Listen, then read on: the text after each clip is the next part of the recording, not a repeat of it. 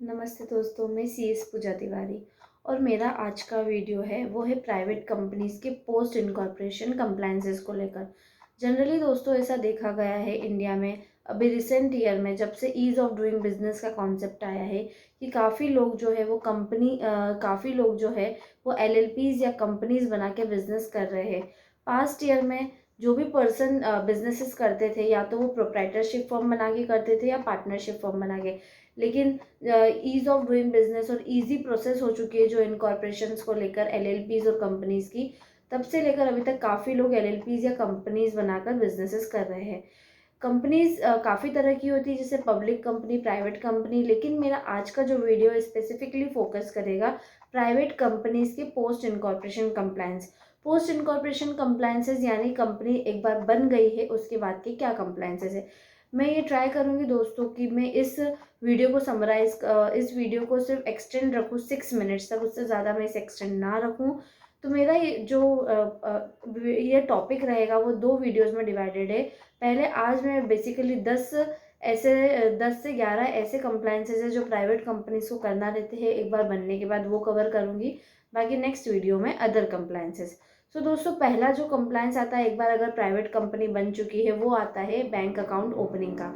यानी जो भी प्राइवेट कंपनीज है उसे अपना बैंक अकाउंट ओपन करवाना रहता है अपने नाम पर, ताकि उसमें जो भी पर्सन जिन्होंने उस कंपनी के शेयर्स लिए हैं वो वहाँ पर अपना सब्सक्रिप्शन अमाउंट डिपॉजिट कर सके। देन नेक्स्ट कंप्लायंस आता है वो आता है नेक्स्ट कंप्लायंस नंबर 2 है वो आता है एक डिक्लेरेशन फाइलिंग से रिलेटेड। तो एक प्राइवेट कंपनी के बाद जो भी कंपनी के डायरेक्टर है उन्हें 180 डेज में कंपनीज बनने से एक डिक्लेरेशन फाइल करना रहता है फॉर्म INC-20A में।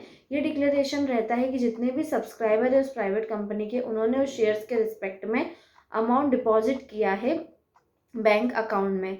ये हर एक प्राइवेट कंपनी को इंश्योर करना है कि ये फाइल हो जाए विद इन 180 डेज में। अगर ये फाइल नहीं हो रहा है तब तक कंपनी अपना बिजनेस कमेंस नहीं कर सकती और कोई भी बोरोइंग पावर एक्सरसाइज नहीं कर सकती है। देन थर्ड कंप्लायंस आता है शेयर सर्टिफिकेट इशुएंस से रिलेटेड। तो जो भी प्राइवेट कंपनी बनती है और उसमें जो भी शेयर होल्डर्स रहते हैं उन्हें 2 मंथ्स के अंदर अंदर शेयर सर्टिफिकेट इशू किए जाते हैं जब से प्राइवेट कंपनी बनती है तब से। देन फोर्थ कंप्लायंस आता है दोस्तों रजिस्टर ऑफ मेंबर से रिलेटेड। तो हर एक प्राइवेट कंपनी को इंश्योर करना है कि जब से वो रजिस्टर्ड हुई है, इनकॉर्पोरेट हुई है, उस दिन से एक रजिस्टर ऑफ मेंबर उन्हें रजिस्टर्ड ऑफिस पर मेंटेन करना है और वो every time till the life time of the company maintain रहेगा और वो रहेगा फॉर्म MGT 1 में मेंटेन। देन फिफ्थ कंप्लायंस आता है दोस्तों डिक्लेरेशन ऑफ बेनिफिशियल ओनरशिप का। जनरली अगर प्राइवेट कंपनीज में इंडिविजुअल ही मेंबर्स होते हैं, लेकिन अगर इन सम केसेस कोई बॉडी कॉर्पोरेट या कोई कंपनी एक कंपनी बनाकर 100% होल्डिंग अपने पास रखना चाहती है, लेकिन प्राइवेट कंपनीज में मिनिमम 2 मेंबर्स की रिक्वायरमेंट रहती है, तो उस 2 मेंबर की रिक्वायरमेंट को फुलफिल करने के लिए किसी एक इंडिविजुअल को शेयर्स दिए जाते हैं, जैसे 1 या 2 शेयर्स, 1, 2 या 10 शेयर्स। तो इस केस में क्या होता है कि इंडिविजुअल मेंबर के पास जो शेयर है वो उसके रजिस्टर्ड ओनर तो है लेकिन बेनिफिशियल ओनर नहीं है। तो इस केस में जो प्राइवेट कंपनी बनी है वो डिक्लेरेशन लेती है रजिस्टर्ड और बेनिफिशियल ओनर दोनों से, MGT 4 और 5 में रिस्पेक्टिवली। और डिक्लेरेशन आने के बाद 30 डेज में MGT 6 में डिक्लेरेशन फाइल करती है ROC के पास। देन नेक्स्ट कंप्लायंस आता है दोस्तों एनुअल रिटर्न फाइलिंग से रिलेटेड। हर एक प्राइवेट कंपनी को अपना एनुअल रिटर्न फाइल करना ROC के पास ज़रूरी है। एनुअल रिटर्न जो जाता है वो जाता है फॉर्म MGT 7 या MGT 7A में। ये एनुअल रिटर्न जाता है 60 डेज में जब से AGM हुई है कंपनी की या जब से AGM हो जानी चाहिए थी तब से। देन नेक्स्ट कंप्लायंस आता है दोस्तों नेक्स्ट कंप्लायंस है एनुअल जनरल मीटिंग से रिलेटेड।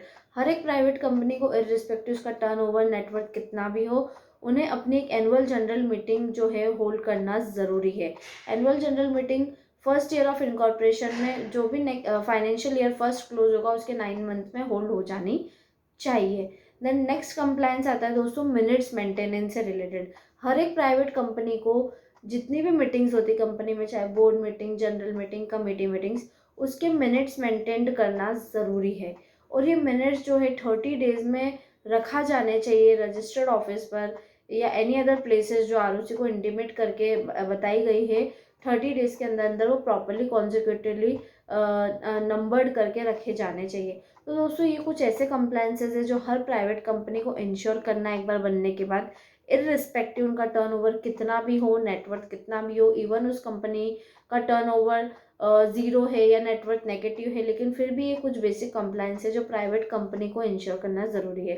थैंक यू दोस्तों मेरे वीडियो को सुनने के लिए। मैं नेक्स्ट वीडियो में कवर करूँगी अदर कंप्लाइंसेस प्राइवेट कंपनी के लिए। Thank you so much.